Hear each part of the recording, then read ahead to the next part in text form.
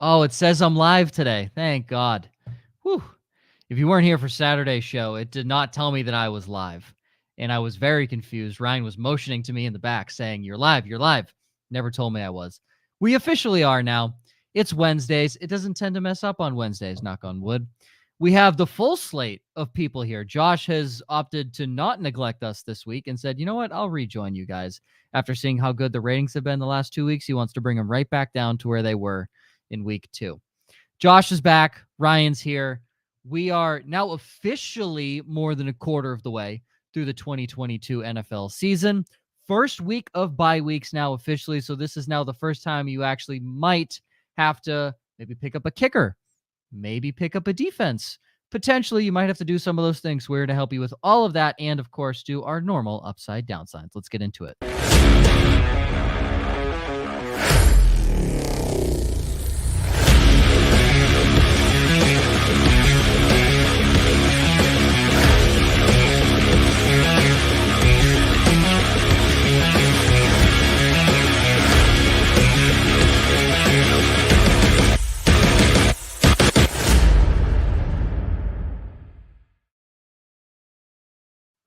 Welcome into No Punt Intended, presented by Club Fantasy. I am your host, Joe Zollo. Joining me as always, Joshua Hudson and Ryan Weisse. The first time I have said that in the last 3 weeks. It's like 3 weeks, yeah. Yeah, it's been 3 weeks. 1st of October.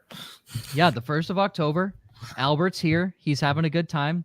I am waiting for the "it's Jeff Wilson season" comment, obviously. Because your brother is a little late. Yeah. You want to certainly Jeff Wilson season. You want to talk about a dude who ran into a bad week. I ran into Dalvin Cook, Nick Chubb, Jeff Wilson, and Stephon Diggs last week. Woo. Yeah. So I needed 87 points from Daniel Carlson on Monday Night Football. Didn't get it, sadly. He's the only one who didn't score that much on Monday Night Football. Literally the only one. Which, I mean, I look to, if I set a perfect lineup with, like, I didn't have Geno in, I didn't have Jacoby Myers in, set a perfect lineup, I think I still would have lost by like 10 points. Yeah. So makes me feel better, but yeah, what are you gonna do? In my home league, your typical score is 100 to 110, and I played a guy who's not having a very good season. He scored 67 points, and Kelsey and Mahomes got me 68. So I literally could have just started them and beat his entire team, which I wish I would have ever had the balls or foresight to do. I needed like 38 from Kelsey to win in one of my work leagues, and you got close, right? Yeah, I did. Yeah. I finished just short of 4 points.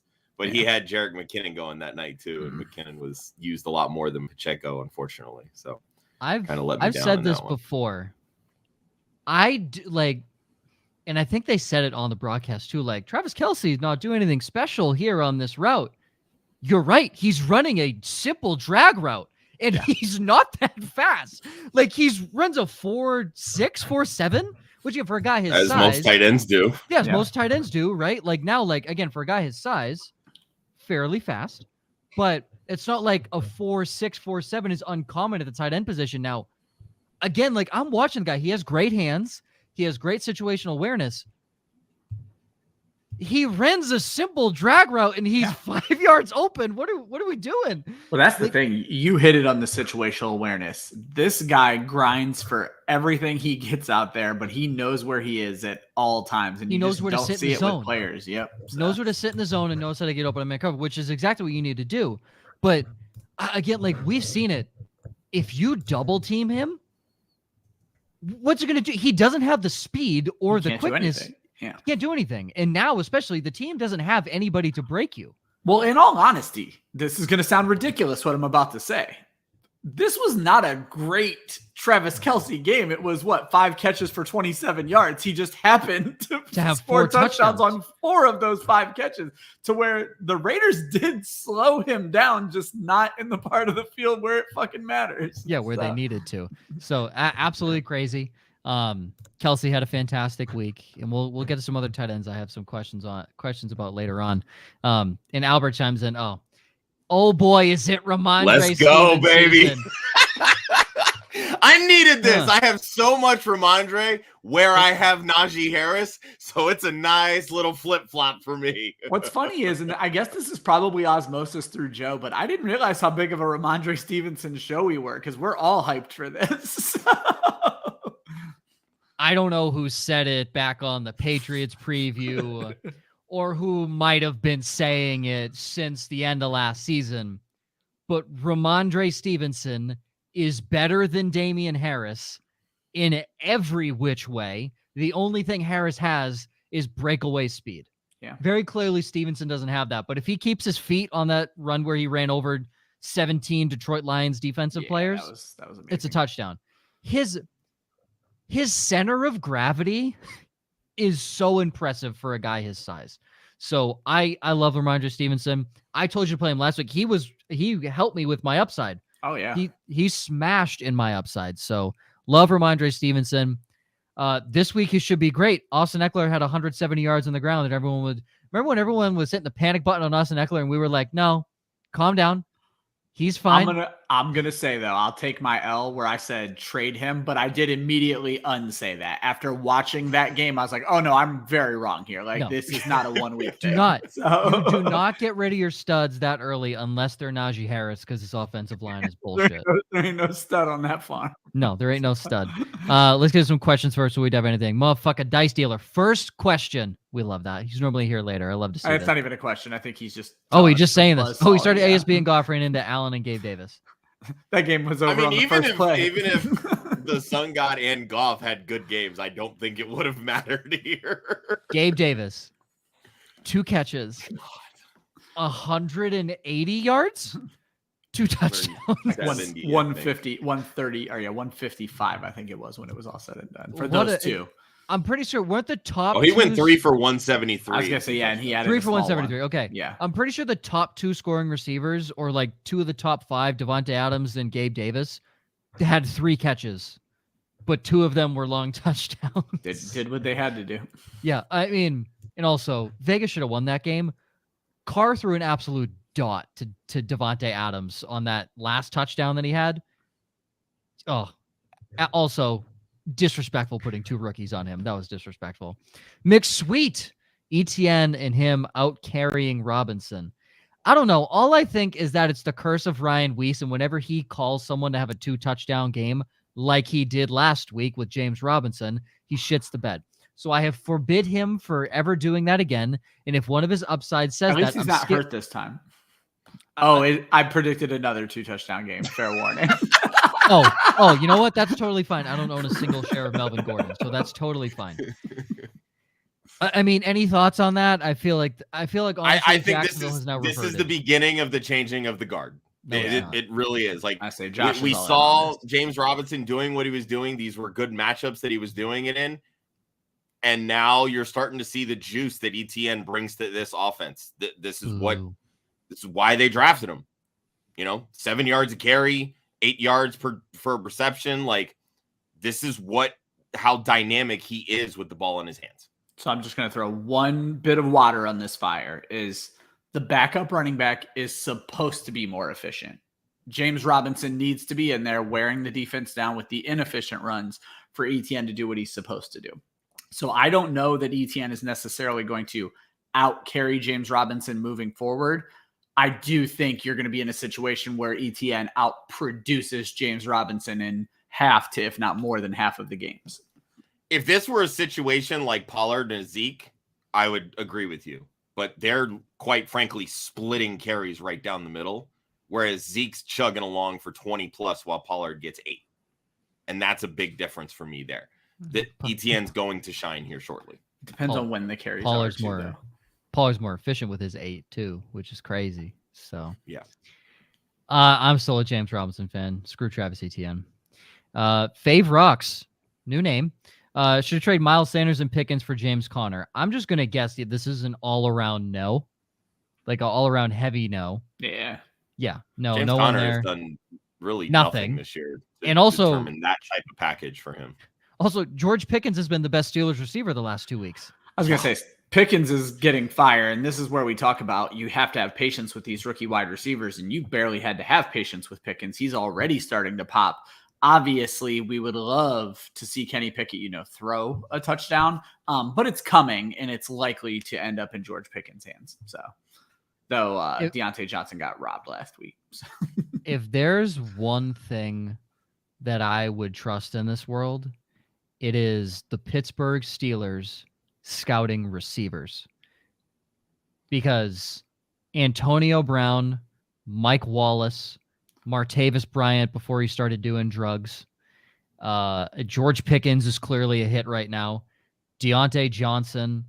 Like, they've had very rare misses at that position when they've drafted high at receiver. Yeah. So if there's a team I trust, no matter if they pick a receiver 3rd round or higher, I'm like, oh, okay, they're going to be good. George Pickens obviously fell much further in the draft than many of us thought. So no, do not do anything there. Mike 25, Stevenson, Breece Hall, Kenneth Walker, AJ Dillon. Give me 3. Literally making this decision in a league, and it's the first 3. Yeah, I was going to say, I think everybody's saying AJ Dillon here. Josh? Yeah, sadly. I love AJ Dillon. We talked about it Monday, Ryan. I have no fucking idea what the Packers are doing on offense. And neither absolutely none. I mean, if they just give the ball to Aaron Jones, maybe they'd, get me more fantasy points. Maybe they'd win. Everybody's happy then. Yeah, everybody be happy. Literally, no one has anybody but Aaron Jones in that offense. So as long as we're just giving the ball to Aaron Jones, no one cares. Everyone's fine. I have a lot of AJ Dillon. I was very bought in on that situation.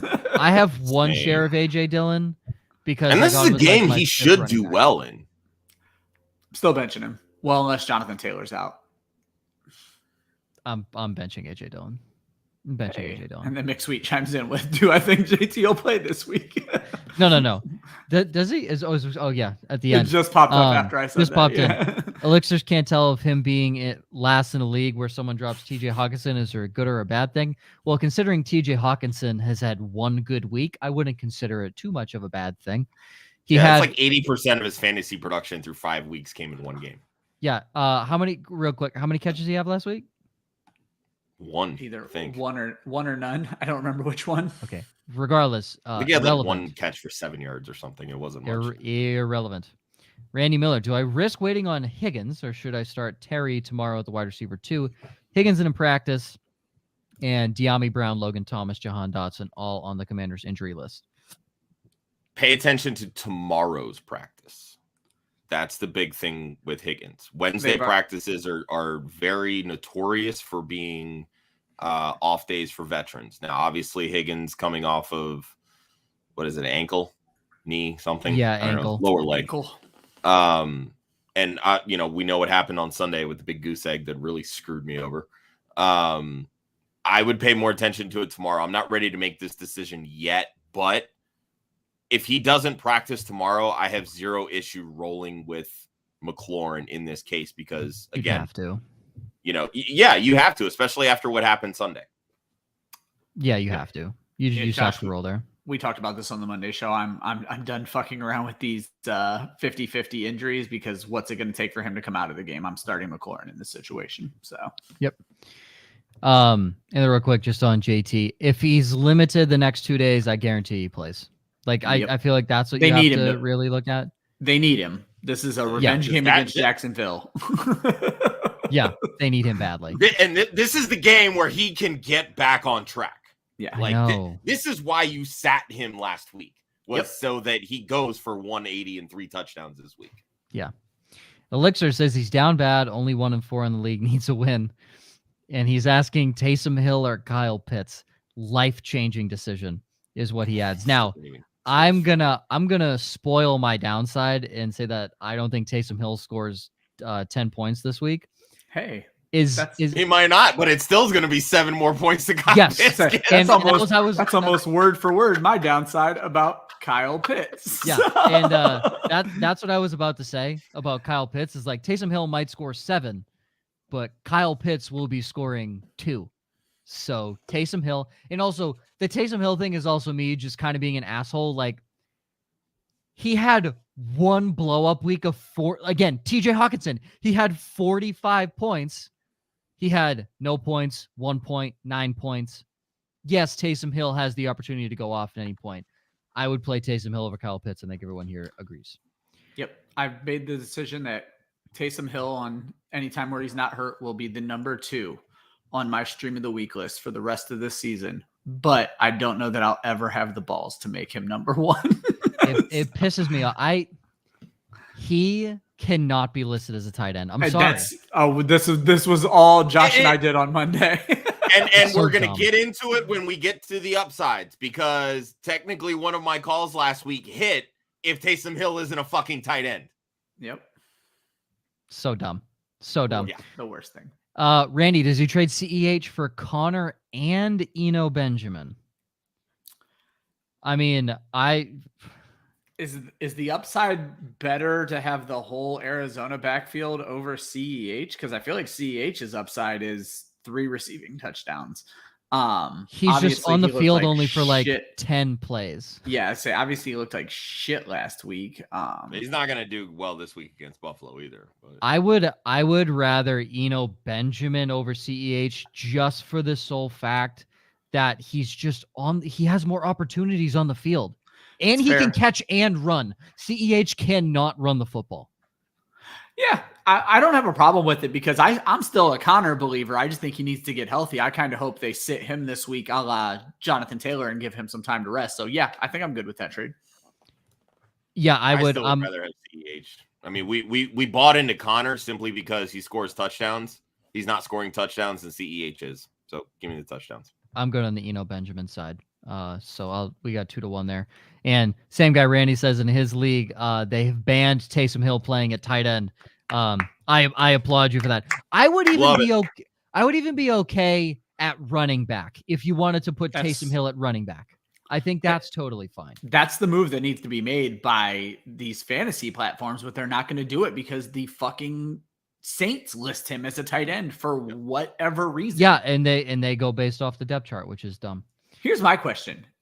It's never going to happen because they keep dicking around with his contract. But how would they franchise tag him? Would it be as a tight end? Is that why they did it? Okay. Yeah, no, that's why. Val's the go. Okay, I don't know if I'm reading this correctly, but is he asking he would get Devontae Adams and Garrett Wilson in this trade for Marquise Brown? As quickly as possible, I would make that trade. If that is the case, that's an instant smash. Yeah, like move Brown immediately for Devontae and Wilson. Instant smash. I'm cooling on move Brown immediately, but for this trade, you're getting Devontae Adams. As quickly as I can make this trade, I'm making this trade. And then I'm crying when your league vetoes it if you play in a league full of little babies, because this trade ain't getting through. But man, it was going to be awesome for a day. So yeah, I mean, if it is Marquise Brown for Devontae Adams, Garrett Wilson, because I don't know another Devontae. My guess is it's a Raiders bye week issue where this person needs a receiver and doesn't trust Garrett Wilson. Awful trade, just awful trade. But do not trade based off 1 week, please, God. And that's the only reason this trade's even being offered. So. Yeah. STD scoring, motherfucking dice dealer scoring Thursday night headaches. Flex 1. Zeke, who is Sunday night in Philly. Monty, who's tomorrow night home against the Commanders. Brian Robinson, the aforementioned Commander, in Chicago. Scary Terry or DK. DK is at home against Arizona this week. I'm okay with Monty. I'm okay with Monty, and I would say if you don't trust the Thursday night quick week, I'm okay with DK Metcalf. I think I like Terry more than all of them. Really? I still would go DK. The way that Geno's been firing, give me all the DK. Yeah, I've officially put Geno Smith in my must start list. I picked him up last week just in case Russell Wilson. Oh, now you jinxed him. Thanks, Joe. Appreciate it. No, I don't jinx people. Ryan jinxes people. Let's get that straight. Let's get that straight. Ryan jinxes people.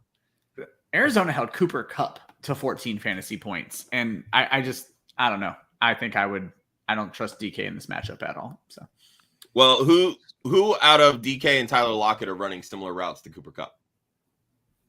Fair enough. But we talked about this on the Monday show. It's wide receiver ones that get shut down. They just shut down AJ Brown and let Devonta Smith eat.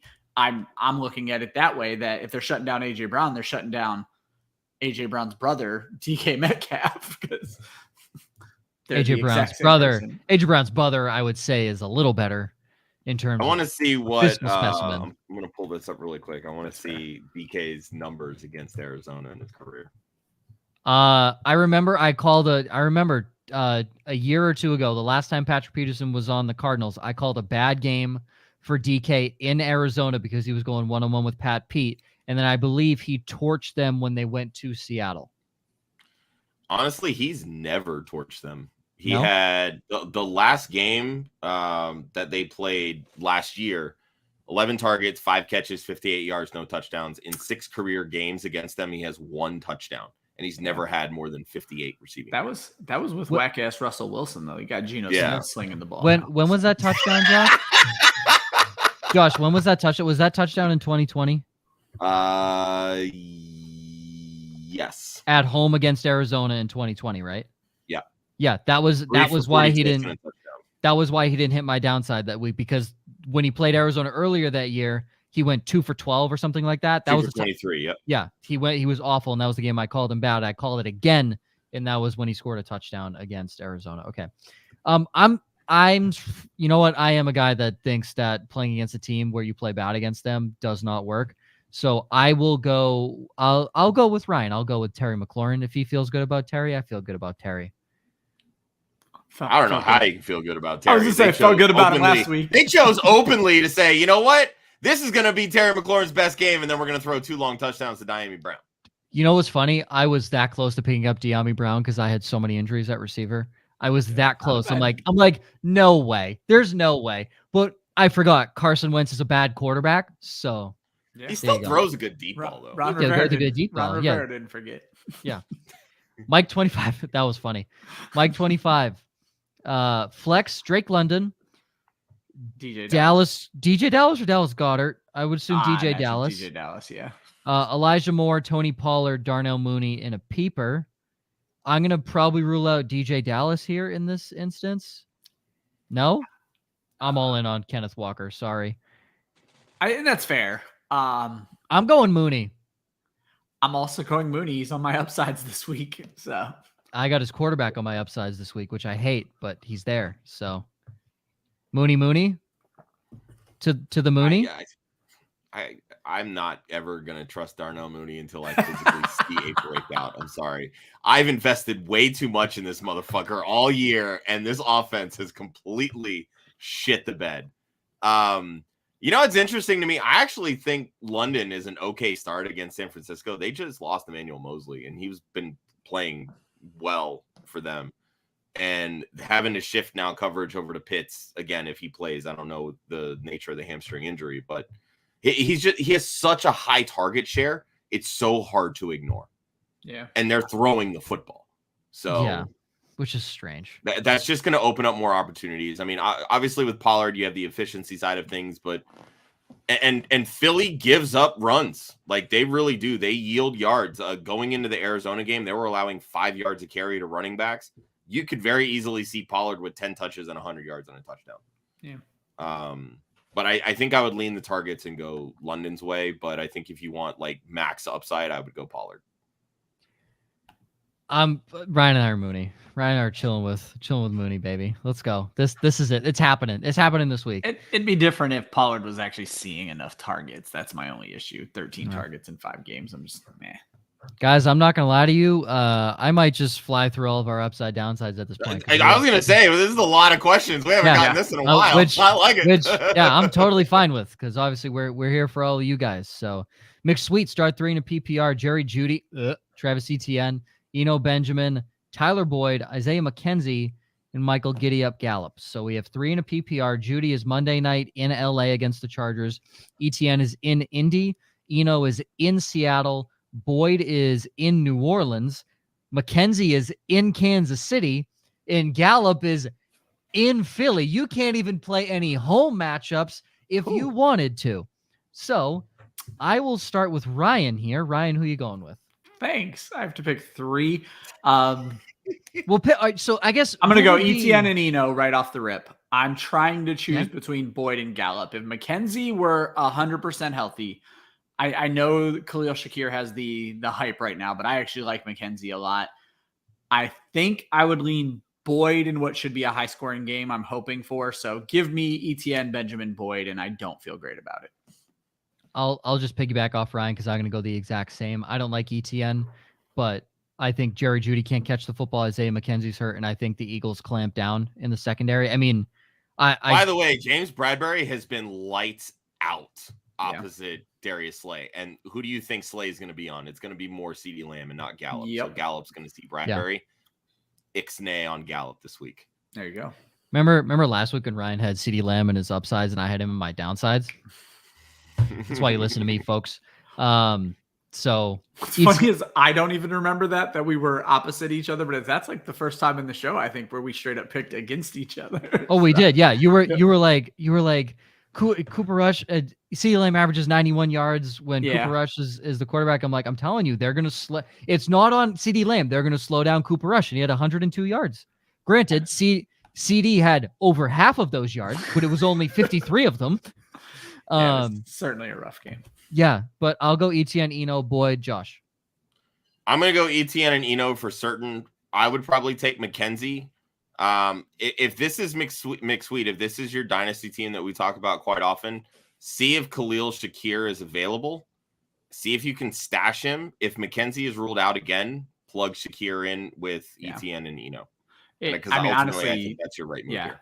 Shakir, I doubt he's still available. It maybe before this week, but it's not a very large dynasty league. Oh, okay. So you know more about the league. Shakir is a guy that I have on half of my dynasty teams, and I would like to have on the other half. So, okay. I'm not going to allow anybody else to answer this one except me because I am going through this dilemma. It's Geno Smith, and it's a smash start, and it's not even damn close. Right.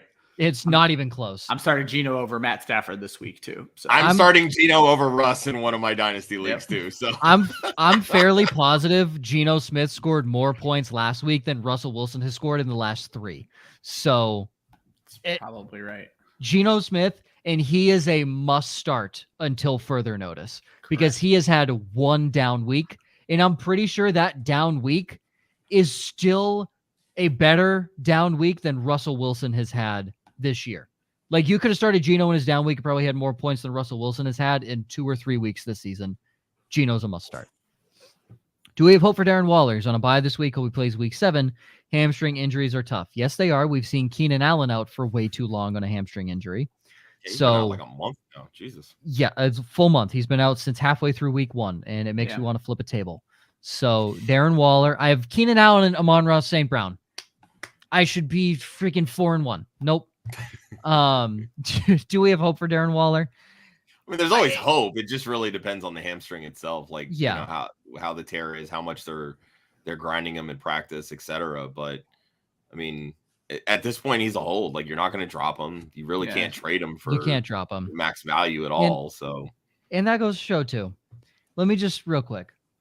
Are we dropping Kyle Pitts? Not yet. In a 10-team league, short benches, I'm not against it, but anything bigger than that, no. In a 10-team league where there's like 12 on the bench. Oh, no. Stash him. Yeah. Okay. Because someone just dropped Kyle Pitts, and I think I'm about to drop Jeremy Chin, who's on IR. To pick Kyle Pitts up for $1 of my fab, which is 0.5% of my total fab. If that happens, I don't need him, but you don't want anyone else to have him either. Are you kidding me? Like, if somehow they figure it out, I got someone's 3rd round pick for $1 on the waiver wire. That's ridiculous. Yeah, it's dumb. Devontae Adams he says if Devontae Adams gets suspended, that is the one game. Yeah, I was going to say you're looking at like one game. It's going to be for one game, and also the dumbest suspension in NFL history. Because if you see the other angle that they had, Devontae very clearly did not see the guy. Now, should he have pushed him outright like that? 100% no. Was he pissed off? Yes, and I get it. But you shouldn't push. And we've had these fans running on the field lately. I mean, this is an NFL problem to where if you don't have these idiots running on the field, it was a kid a few weeks ago for, I don't even remember what the team was, where he got fucking leveled by a security guard. Bobby Wagner. Bobby Wagner laid him out. there was a kid, like a minor. And so, yeah, I was just reading about it on the internet. And so it's all a mess. And then the Bobby Wagner play, and I think there was one before that as well. So you can make a defense for Devontae Adams, but it happened in prime time at the worst possible time he's getting a game. I'll be shocked if he doesn't get a game. He was also charged with assault. Really? Like, it's a misdemeanor. I mean, he pushed someone over. It's a police department trying to make a name for themselves, but we don't have to get political. Oh, so stupid. You trade for. Don't worry, we've talked with our in-house lawyer about this. Jeez, Chris, Devontae Adams needs representation. Please go help. Yeah, and also he's going to appeal the suspension, so it's probably not even going to be week 7. Yeah, it's probably and also it's probably not even going to happen because it's so stupid. It's not going to happen. I wouldn't be shocked if they come to a plea agreement. And... Just give the dude half of your game check, which is $1 million, and he'll be fine. Semi follow-up from Dice Dealer. He had an offer for Barkley and DK, and he gets JT and Waddle. I am heavy against that. Yeah, no. Coming from a Jonathan Taylor and Jalen Waddle fan and a notorious Saquon Barkley hater. I talk about this all the time. It's that where you overvalue what you have. Whichever side of this I had, I wouldn't accept the other side. Yeah, I mean, it's a fair trade. Don't get me wrong. I think it's 100% it's 100% a fair trade. But I just don't see any way that you can conceivably say my team is better without Saquon Barkley right now. Nothing. Also, this is the first coach that looked at him and said, "Oh, he's good. Yeah, we should use him." Yeah. That's the thing. It's only going to be injury that takes Barkley down. And last year's was like a freak thing. Like, I'm not worried about the guy at all. Like, he looks like the RB1, which was a big prediction by a lot of people at the beginning of the season. So kudos to those Especially people. for where you were getting him in draft. Yeah, it's obscene. Like on most ESPN platforms, he was falling to the early third round. Like, it's unreal. Two things. One, that cut on Darnell Savage was gross in the open field. That was disgusting. His vision looks so much better. So much better. Much better. I think that's a testament to Dable because very clearly, like, he's worked with Josh Allen on vision, run straight forward, all that and stuff. Dable has those guys fired up too. I think that's 100%. The big part of it. So.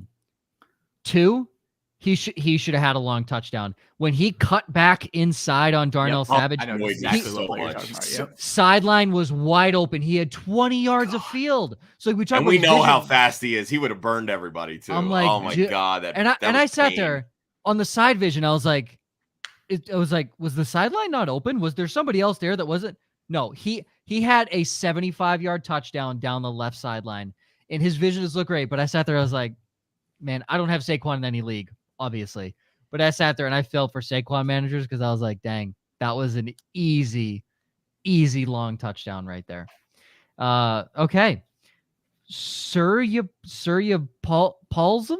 Some? I have no idea. He's 0-5 with, dude, let me tell you, I feel you. Herbert, Cook, Aaron Jones, Amon-Ra St. Brown, Jamar Chase, Mark Andrews, and Jalen Waddle. Oh, Jesus. Like, dude, look, I've seen 0-5 teams turn it around and make the playoffs. I mean, like 100%. Wow. Let me tell. I'll relate to you. I'm 2-3, and I just got my second win this week, being the second lowest scoring team in the league. So I played the lowest scoring team in the league. I have 3 top 15 players at receiver and running back, and I'm 2-3. I get it. I feel you. It's a tough year. What should I do? Who should I trade for? I would look to move Dalvin Cook. Probably. And I'm okay with that. But what I was going to say is, I know you feel like you need to make a trade. But if you think about it, you only need to make a trade because you want a different team. But you technically are about to have a different team because Justin Herbert's going in his first full week without being on an injury report. Amon-Ra St. Brown should come out of this bye perfectly fine. You're going to have a team that's healthy for the first time in a while. What's letting you down right now are Jamar and Waddle because we haven't seen the enormous Jamar Chase game right now. And so he's not making up for what you lost in Amon-Ra, but those two together make a good 1-2 combo. So I'm not overly concerned. And then Waddle is still the right flex play. I don't think I'm itching to make a move unless you have bench players where you can combine and make moves. I could see what they're saying. Take Cook in another piece for a running back upgrade. Take Waddle in another piece for a wide receiver upgrade. Let me vouch this. I don't like trading. Everyone in my league saw that I was 1-3 heading into this week. Now I'm 2-3. They saw that, and they're like, Joe, your team's awful. I'm like, no, I've just ran into the top scoring team twice. Exactly. And I'm like, my entire starting lineup, if you look at their positional rank inside the top 15.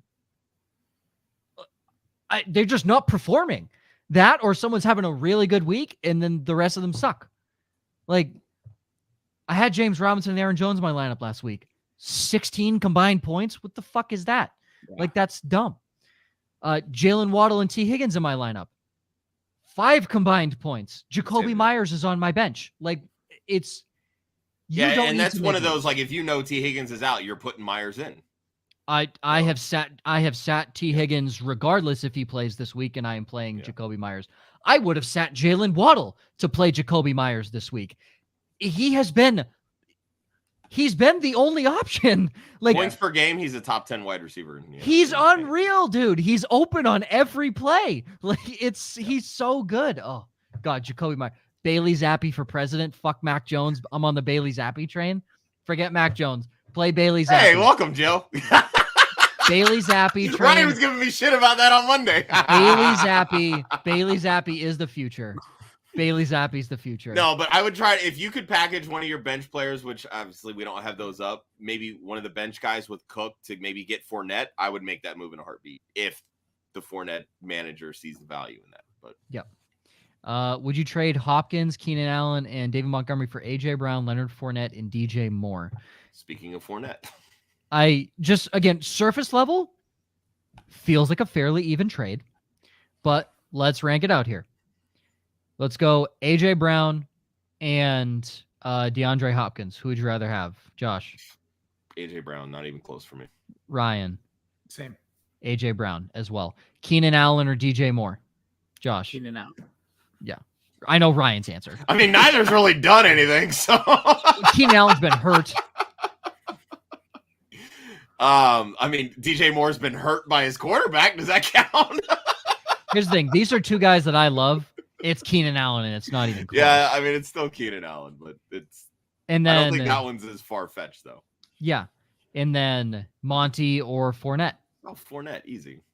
I mean, you're taking the bottom part of this trade. Like, if you're the one getting A.J. Brown, Fournette, and DJ Moore is not close. The step down from Keenan Allen to DJ Moore is far less than the step up to A.J. Brown and Fournette. So I would take the A.J. Brown and Fournette side.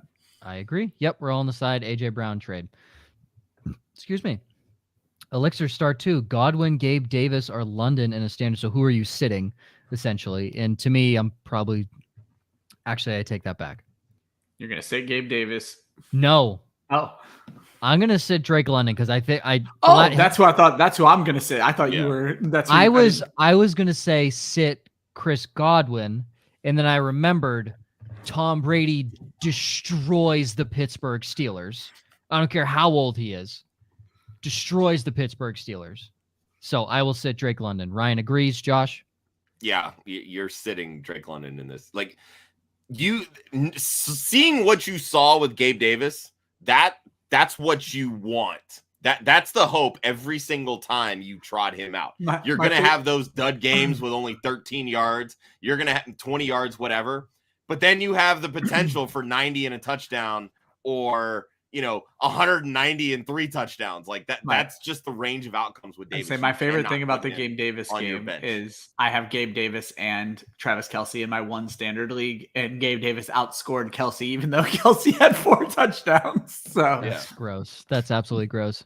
Another one from Elixir is in a standard start 3, Kirk, Brown, Wilson, Olave. So basically, who are you sitting? He says he's concerned about starting Olave because he's currently starting Taysom Hill and Kamara over ETN and Brian Robinson. I wouldn't this be. Decision could very easily be made for him. Olave's still in the concussion protocol. Well, I was going to say, because they did not sound optimistic that Olave was going to be ready this week at any point. So, yeah. So there you go. Olave's not going to play. There's your answer. Yeah, there's your answer. Very simply. Gianni at 6:35 p.m., 7:35 on the East Coast. Can't believe it's Jeff Wilson season and nobody else is in San Francisco. Yeah, you missed the opening when we gave you credit. It's finally It's officially Jeff Wilson season. And I agree with his next comment. Yeah, I was going to say, how do we feel about this comment? Because I just don't know. I agree. I don't think Elijah Mitchell's anything you've hated special. Elijah Mitchell from the day he stepped foot in this league. Yeah, because people spent 100% of their fab on Elijah Mitchell, and you want to know how many of those people won their leagues? All of 0. Them. Statistically, I've proven it. All of them. Statistically, 0. I would just like to add that in his small time in the 2022 universe, Elijah Mitchell was more efficient even than Jeff Wilson. Yeah, but Jeff Wilson is Jeff Wilson, so shut the fuck up. Elixir's 3 subs away from 450 at 450. A lot of new names in this chat today, too. Yes. So we're giving away a signed Cortland Sutton jersey, Broncos at 450. Also, we are 1 Twitch sub away from being able to become a Twitch partner, so that'd be cool if you slide over to Twitch. I noticed that today, actually. Yeah, 40. Yeah, I don't know if I follow us on Twitch. I could probably go take follow care us of on Twitch, you dickhead. Motherfucking dice dealer, tight end shell game.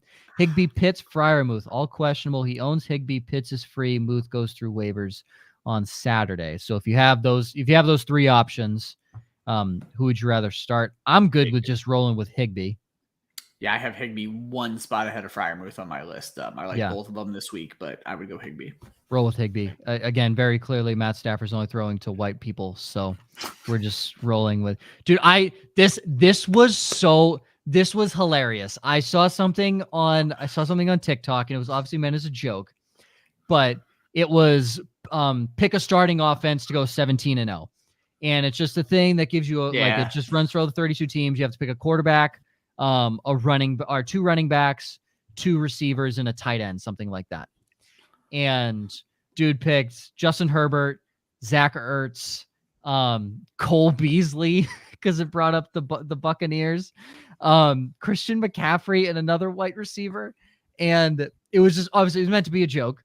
And the top comment with like 30,000 likes said Matt Stafford's dream offense, and I was like, I was like, dang, that's hilarious and terrible at the same time.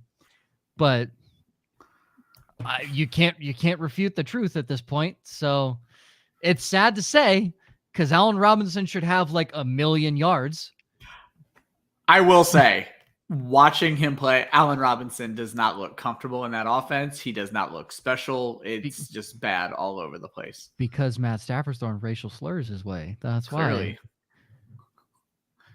why. Oh, right. Hit with a hell of a spam bot. Yeah, what up, Spammy? See ya. At least sub before you go. Yeah, deuces. Right?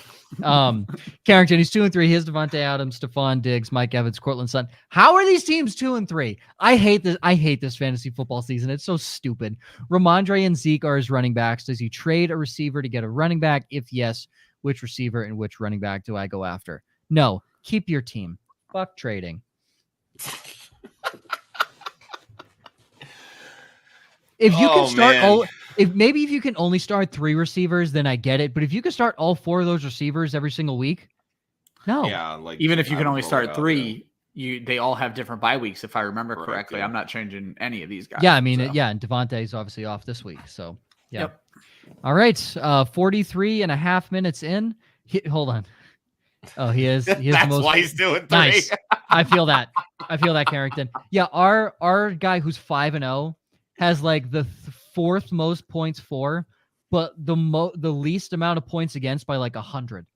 That's fantasy football. We forget you're playing. A good friend of mine who's actually did the draft shows with me every now and then, Dan Metzger, said you're playing the schedule more than you're playing anything else. The schedule determines your fate. Are we playing the schedule? Because the schedule looked really good this week for a lot of guys, and they sucked. So I just meant if you hit the wrong guy the wrong week, which clearly you and Carrington are doing, it's over. Scored the most. Dude, that's tough. That is so tough. Oh, that was going on in one of our leagues. I think the Club Fantasy Writers Redraft or something. Someone was 1-3 and had the most points. Yeah, Molina. Yeah, I thought it was. So. Wow. Me and Chris vying for the least amount of points for in the Club Fantasy Dynasty League.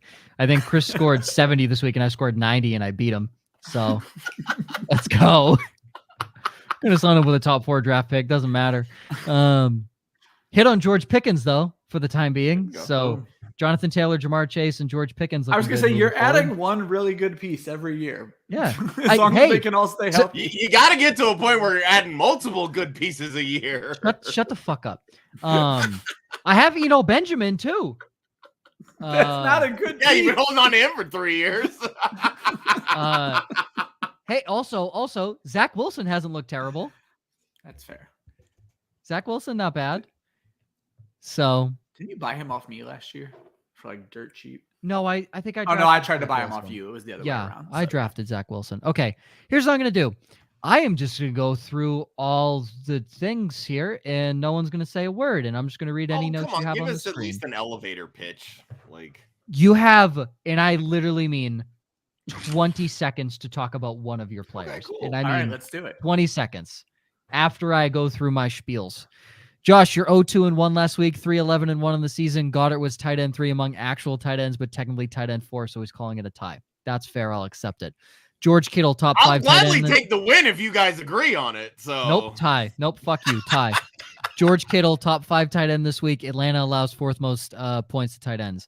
Chris Godwin, top 12 receiver this week. Pittsburgh allows the most fantasy points to receivers. Well, you're reading the notes. That doesn't I was help. gonna say, any. don't Just read the notes. freaking Just call. read the Jesus. bullet points, bro. Josh puts his notes in the show sheet. It's what he does. That's why I remember. Allows the most fantasy points to wide receivers from the slot. I told you I'm going through this. Josh Allen and Patrick Mahomes combined for 8 total touchdowns. Not much more needs to be said on that one. Josh, would you like to talk more about things? There's 20 seconds. Like Buffalo has a really good defense. This could easily backfire on Mahomes. But there's a lot of injuries now. Hyde's out for the year. Poyer's questionable. Tre'Davious White still isn't back. But we saw how effective Mahomes can be. 4 touchdowns, 25 yards to Kelsey. But KC's defense gives up a lot, so this could very easily be Josh Allen with 6 and Mahomes with 2. That's kind of what I'm going with. It's going to be a high-powered offense. Give me both these guys. I think it's going to be good this week. Sorry, I've seen 2 really good team names for Zach Wilson this year. One is my dad's team name, who's 0-5, called Zach's MILF Hunters, and Carrington's Banging Moms and Throwing Bombs. I don't think that's your actual team name, but that is absolutely. That's impeccable. That's his life. That's his life motto. That's not even his team. That's name. impeccable, dude.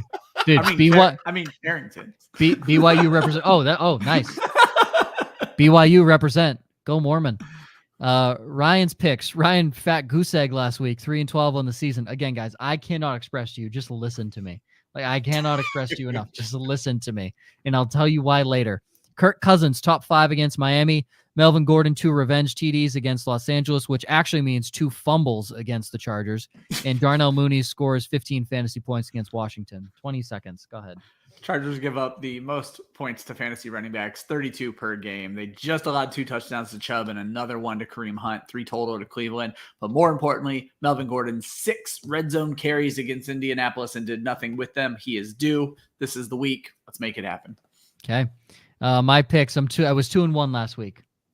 If you combine Josh and Ryan, you can multiply their wins by 1,000,000. Let's be clear. Going 2-1 in this segment is impressive. I'm not even going to bust your balls. This is a hard segment to go 2-1. Yeah. So. And I'm 6-9 on the season. So 69. Nice. I went. You guys make me say nice to this. Yep. I went further out on a limb, I think, this week. Justin Fields, especially with that first one, because you guys gave me so much shit for my prop bet of Justin Fields over 202.5 total yards. I just want to say he hit that, by the way. We did.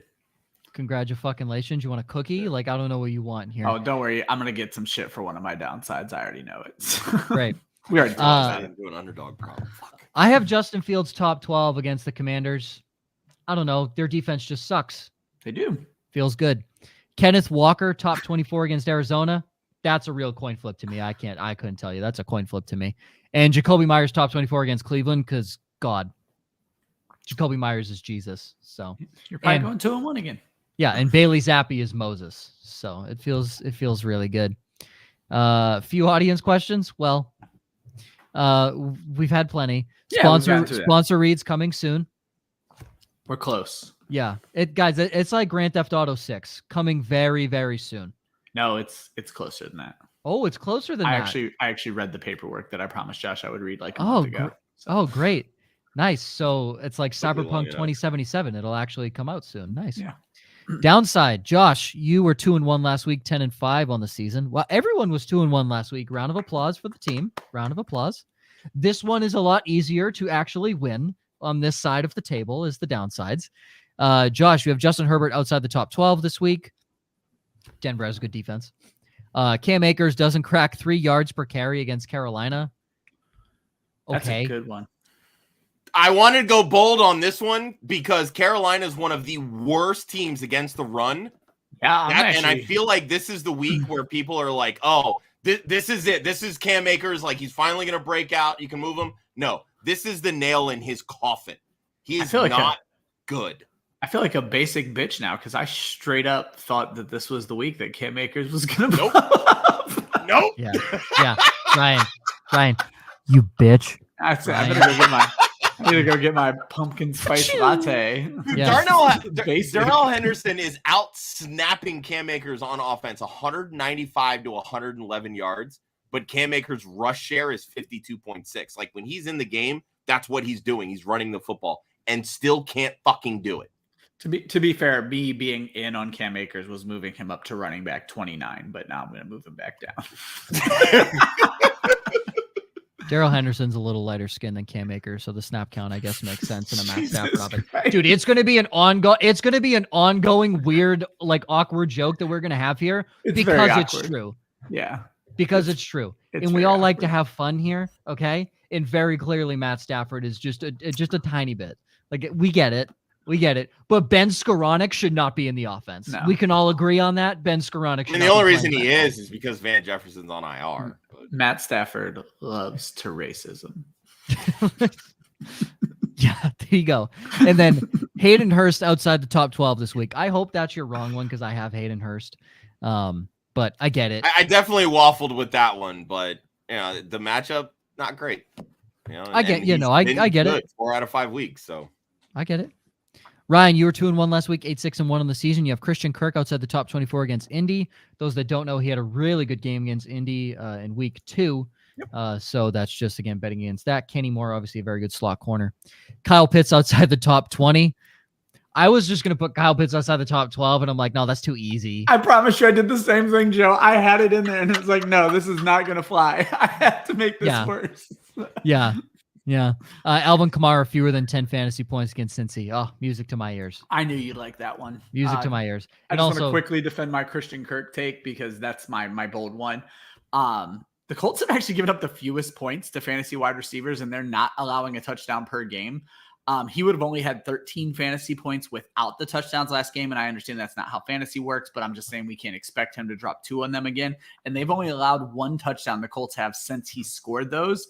And in the last 2 games, Kirk has 3 catches and no touchdowns. So I'm all about Christian Kirk continuing to struggle. I think we maybe got a little too excited at the beginning of the year. So just to add to the Alvin Kamara thing and just continue to defend my takes here. He's not good in between the tackles. I think it's shown that. He looked good this week, and I understand Seattle was bad this past week. So he did. 23 carries.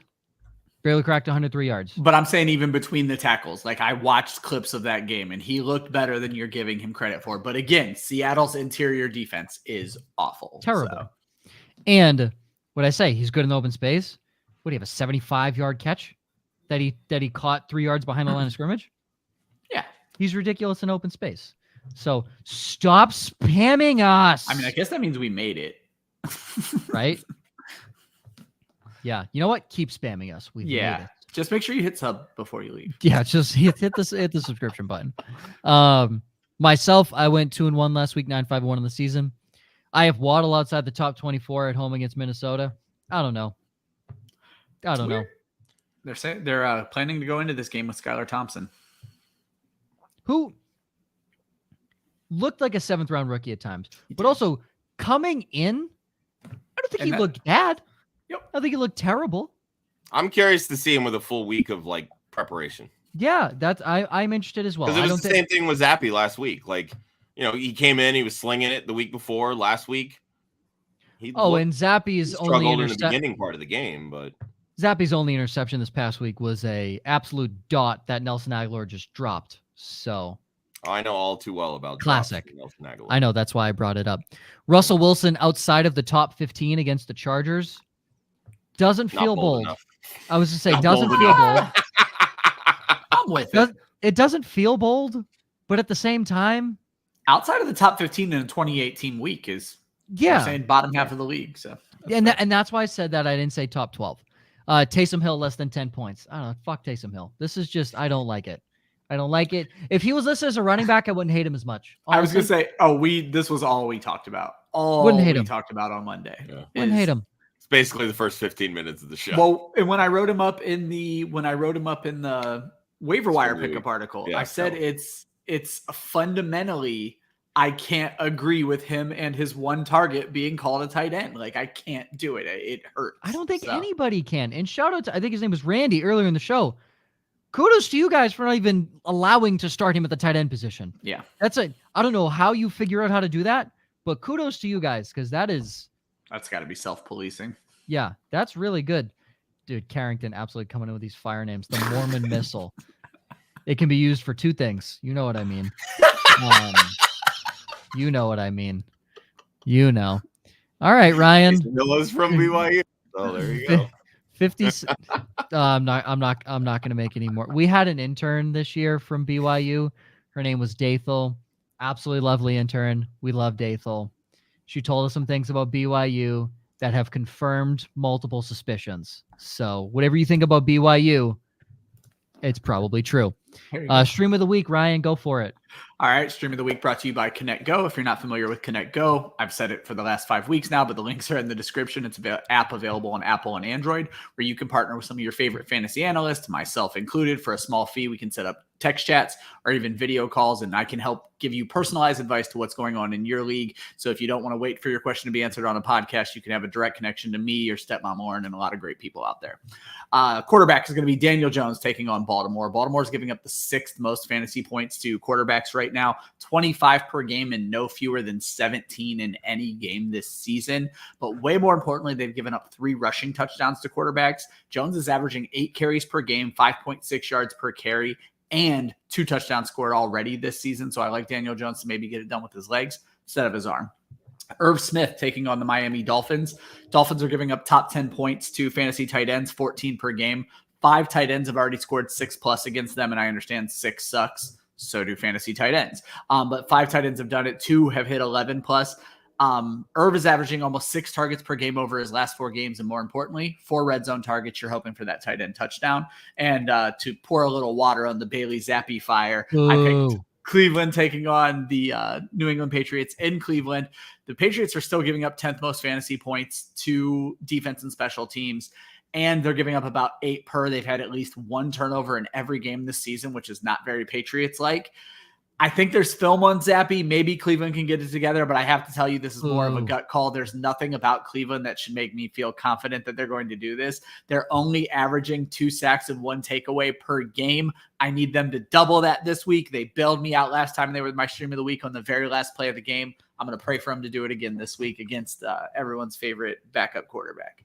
Boo, I hate you. Boo. I figured. I knew that one wasn't going to be a very popular pick. We'll get to my P corner in the talking props real quick after we fly, and I mean fly through these. Ezrin Kiki, that's a new name in here. Yeah. Start 2, Olave, Sutton, Pittman, Godwin. Let's assume it's a PPR. Josh. Godwin, Sutton. Ryan. Correct answer.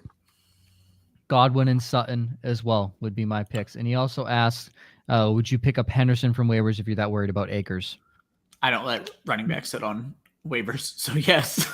Yeah, I mean, I'd pick him up. I wouldn't be rushing to start him. I mean, he's playing a lot of snaps, so he's still not producing a ton of fantasy points. I mean, it depends on who you're cutting. By week starting to hit, you may need his 6 points. Yeah, I'll drop any wide receiver, just about any wide receiver off my bench to go get running backs. I do not let the league have fair chance at running backs. Go grab Hendy. JT Bow 6'4" traded Kenneth Walker for George Kittle.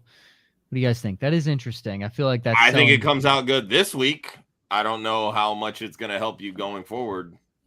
I mean, this has always been the case with Kittle. He stays in the block too much because they're a running team. He's going to have his spike weeks. Sometimes he'll go 4 for 48. Sometimes he'll go 6 for 130 and 2 touchdowns. I think how you 2 for 13. I think how you can look at it here, because I think it's a good trade. I think how you can look at it here is that Kenneth Walker was probably the 4th or 5th running back on his bench. Or sorry, 4th or 5th running back on his team. So probably, yeah. Oh, yeah. 2nd or 3rd guy off the bench. And you're getting a guy who you feasibly can put into your starting lineup every week. Who is never leaving your starting lineup if he's healthy. Yeah. Because the guy you put in behind him, like tight end position is a crapshoot. It's an absolute crapshoot. So you're playing Kittle every week knowing what he can do. And Kenneth Walker, he might explode the rest of the season, but I'm sitting there thinking he probably has a couple guys ahead of Kenneth Walker that are probably solid in his lineup. I've been trying to cool people on Kenneth Walker just a little bit. And let me be clear. I'm all in on Kenneth Walker, but I think you're going to need to wait 3 to 4 weeks. I don't think Seattle wanted to give him a heavy workload yet, and I don't think they're going to, which is why, Joe, I was saying maybe we don't fade DJ Dallas so quickly, because I think this could actually be a decent game for DJ Dallas against Arizona. I just don't know. He had the hernia. They said it wasn't a sports hernia. I'm not a doctor. I have no idea what the difference is. But he had that. They wanted to ease him back. Now they're not in the position to ease him back. So I just don't know how much he's going to play, if he's going to be a strictly 1 and 2 back and then give DJ Dallas 3rd downs. So I want to just cool people on him a little bit. And he's probably going to pop this week against the bad Arizona team and make me look dumb. But I just don't know that until week 10, week 11, are you going to be comfortable starting Kenneth Walker every week? Arizona does well against the run. Miles Sanders, Jalen Hurts, of the 2 like 1 yard touchdown runs from Hurts, they slowed the run very well. So I wouldn't be looking for a huge Kenneth Walker game. The biggest thing with him, because he is a rookie, how does he pick up blocking assignments? Because if he's not picking them up, he's not going to be playing. That role is going to go to DJ Dallas or Travis Homer when he comes back, or potentially even Tony Jones, who they recently added. Yep. I was wondering if they were going to add someone, but that makes me feel better. It was Tony Jones and not anybody good. So yeah. Start 2, ETN, Zeke, Jeff Wilson, AJ Dillon, Eno Benjamin. I know mine. I'm going to say Jeff Wilson and Eno Benjamin. I'm going to just pivot to ETN from Eno. I agree with you on Jeff, though. Jeff is a must start right now. Yeah, Jeff Wilson and ETN. Okay.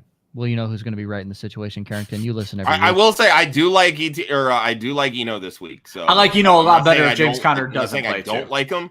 I just think, I'm assuming James Conner's not playing. Out, then I'm going Eno in this spot. Yeah. I didn't. Darrell Williams is also banged up and likely to miss too. So if that's the case, then fire up Eno. But for what he's doing, give me ETN at this point.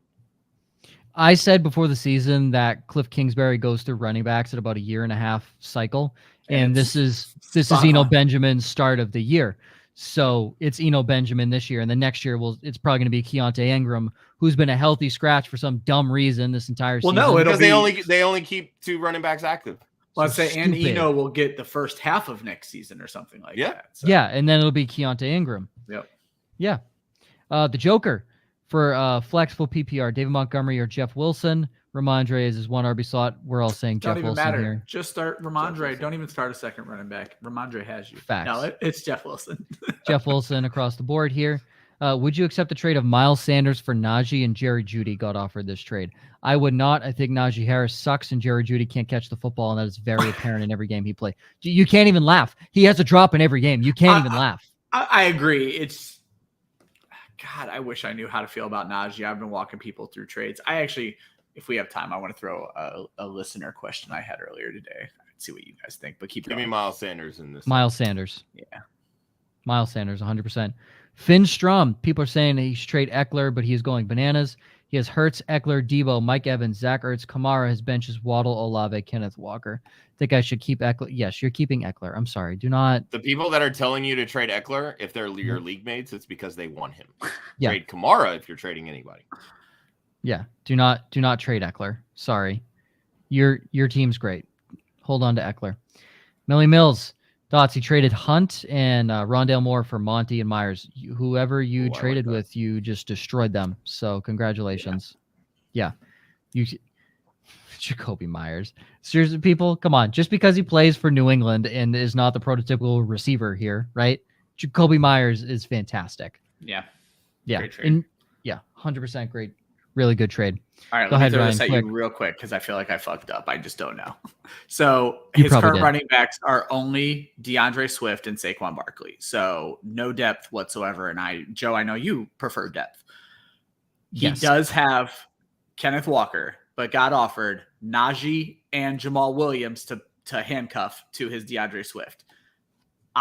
I went with the depth and told him to make the trade. So give up Kenneth Walker to get Najee and Jamal Williams. Yes, because if DeAndre Swift doesn't play, you can just plug in Jamal Williams confidently into that role. Yep. And then, yeah, I'm totally fine with that. And if Najee pops, and that's great for you. But you're starting either Saquon, Swift, or Williams every single week, and that's totally fine. Yep. No, good job, Brian. Look at you I know go. you don't like it, Josh. I'm actively trying to get rid of Najee Harris in all of my leagues, and I can't. And that's I would not fine. be trying to acquire. I love Kenneth Walker, and Kenneth Walker was very close to Breece Hall for me coming into this season. I just reading what I read in the preseason, they did not seem like they were ready just to hand this thing to Kenneth Walker. And I don't. Let's put it perfectly clear. I don't trust Pete Carroll, plain and simple. So. No reason to. He's given us no reason to over the last decade plus. So. Okay. Last but question. You know what? If Kenneth Walker turns into Marshawn Lynch, I'm gonna look like an asshole. It's a redraft. It's a redraft though, so he can be mad at me for a few months. Yeah. So. Mostert's in practice to go and grab Edmonds and drop Schultz or Josh Palmer for him. Oh, Palmer is a flat out drop. Like, get rid of Josh Palmer. He does not need to be on a roster. Yeah, we talked about that on Monday. Yeah. I mean, I'm not that worried about Mostert only because, again, it's Wednesday. He's a veteran. Yeah. Don't worry too much about it. The Thursday, Friday practices are the one that's most important. Yeah. But yeah, I would very easily grab Edmonds for Josh Palmer just for the insurance because right now, like that's really all Edmonds is, and I'm crying inside as a result. R.I.P. Joe's P Corner, welcome. It's Patriots Browns this week, fading Amari Cooper and playing Nick Chubb. I mean, you're obviously playing Nick Chubb, but I like Nick Chubb this week. I think he probably cracks the first touchdown against the Patriots defense. And I think Amari Cooper is a bum. So also, it's not like Bill Belichick may or may not have coached the quarterback he's playing against. So that might help his defense just a slight bit in this matchup. Talking props, De'Ami Brown, higher than 16.5. He's just, all he has to catch is one deep ball. Precisely. And Jahan Dotson is ruled out, and their best corner, Jalen Johnson, also out. So Jalen Johnson's their best corner. How have the Bears won a game? Jalen Johnson is a bum. He is so bad.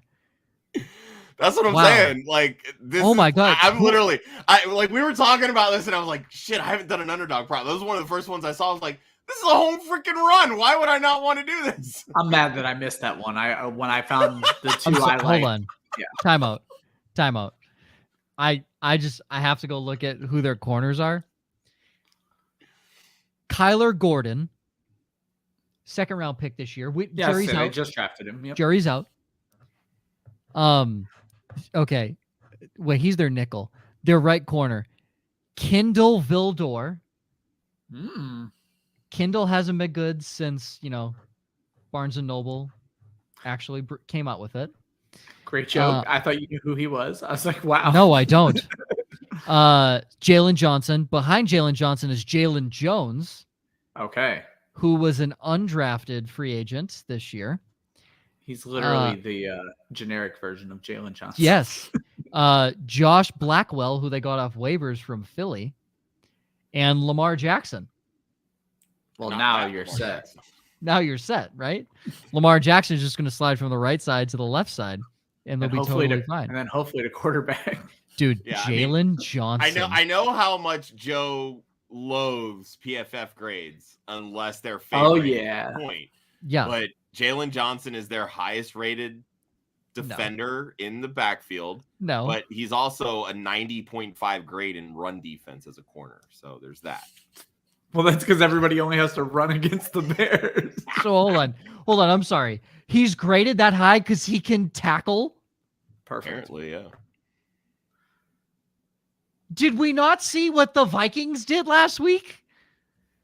And that's the other thing, too. I was going through an IDP, guys, the Invitational, and I'm looking. Dude, Cameron Dantzler, of all people, has scored like 90 freaking fantasy points in that tournament. Because he allows 75 catches a game. What do you mean? Of course he does. I just saw that and just cracked up because of course he does. Never forget that you need to attack bad corners who aren't going to lose their job. That's the most important thing you can attack in IDP. The Bears have played the star-studded receiver rosters of the Giants, Texans, and Packers. I mean, that's why they've won as many games as they've won. Their schedule has been that's why Jalen Johnson's graded PFF number 1. Yeah. What are we doing? And it's why he's so good at stopping run, because those 3 teams just ran the entire time. So. Dude, fuck Jalen Johnson. I am going back home. I'm going back home for 10 days, and my dad got tickets to the Bears-Pats game on Monday Night Football. I am praying to God Jalen Johnson plays and covers Jacoby Myers one-on-one, because if he does, Jacoby Myers will have a gazillion yards. A gazillion. Jalen Johnson sucks. Like when they had Kyle Fuller, right? Not Kendall. 2 games, to be fair, but still. Like when they had Kyle Fuller was the cornerback 1, and they would make fun of Jalen Johnson because that's how bad he was. That's how bad they make fun of him on broadcast. God, he sucks. Mike Evans, 68.5 yards receiving, higher. Tom Brady owns the Steelers. And Chris Godwin is only 64. I would take both of them easily. Already twice this season have a team had 2 wide receivers hit those numbers. So give up Mike Evans for Deontay Johnson and Tyler Higbee. He already has Everett as his starter currently in a PPR. Josh, you're probably taking the Deontay side. Is this dynasty or redraft? What are I would always probably redraft. Ryan, if it's redraft, I think I'd still stick with Mike Evans. Higbee and PPR is I was going to say the fact that he has Everett, it really does kind of temper things. Like it makes me want to go that side. But I just feel like the drop between Evans and Deontay right now, as much as I love Deontay, is just so wide. So give me Mike. Yeah, and if you just looking at points per game, Higbee and Deontay aren't really matching Mike Evans barely. And I'd hang on to Evans. I'd hang on to Evans as well. And that will wrap up the show, ladies and gentlemen. What a jolly good show. Thank you for all the questions. It was fantastic. Yeah, slipped into a little British. Yeah. Slipped into a little British accent right there. In honor of the 2 London games, obviously. When Germany comes around, I'll talk all German and just be angry the whole time. There you go. Yeah. Which so a normal Wednesday? Yeah, I'm like half angry now, but now it'll be like I'm gonna switch my W's and my V's, and I'm gonna like talk really like a lot with like spit. Germans are always angry every time they talk. A lot of stereotyping going on today. I can say that because Bismarck is a heavy German roots, so I can say that because I live here. I'm sure they gave you a big pass since you live in Bismarck, North Dakota. I'm the face of the Bismarck Lark, so obviously they gave me a pass. The Germans. The Germans specifically. Dice dealer. Listen, guys, I'm not always angry, okay? Jeez. Thank you. I'm just angry when people do dumb shit like rank Jalen Johnson the number 1 corner in the NFL. On Bears. Yeah, you made it sound like number 1 in the NFL. No, Josh, you heard what you wanted to hear. Josh, exactly. On the Bears, Kindle is the 2nd quarterback on the Bears. We could be the number 1 cornerback on the Bears. Well, and that's the thing. I told you he was their best corner, and that's what launched into this whole diatribe. I never said he was the best corner in the NFL. You just wanted to shit on Jalen Johnson. I hate Pro Football Focus. Deontay Harris, number 2 wide receiver in the NFL. Kiss my ass, Pro Football Focus. That is dumb bullshit. Ugh. There's other shows this week. You know the schedule. Just follow us on Twitter at Club Fantasy FFL. Yeah, get us out of here. The URL is clubfantasyffl.com. He's Just at the one Hudsonian. We don't have DFS and chill this week. Yeah, no DFS and chill this week. Boo. Don't follow Ryan because there's no DFS and chill this week. Boo. Follow Ryan at the Fantasy 5. Myself at Joe_Zollo, and you can follow the Bismarck Larks as well. That'd be great. Go like our most recent TikTok. Always remember, defense wins championships, offense wins fantasy football, and we will see you next week.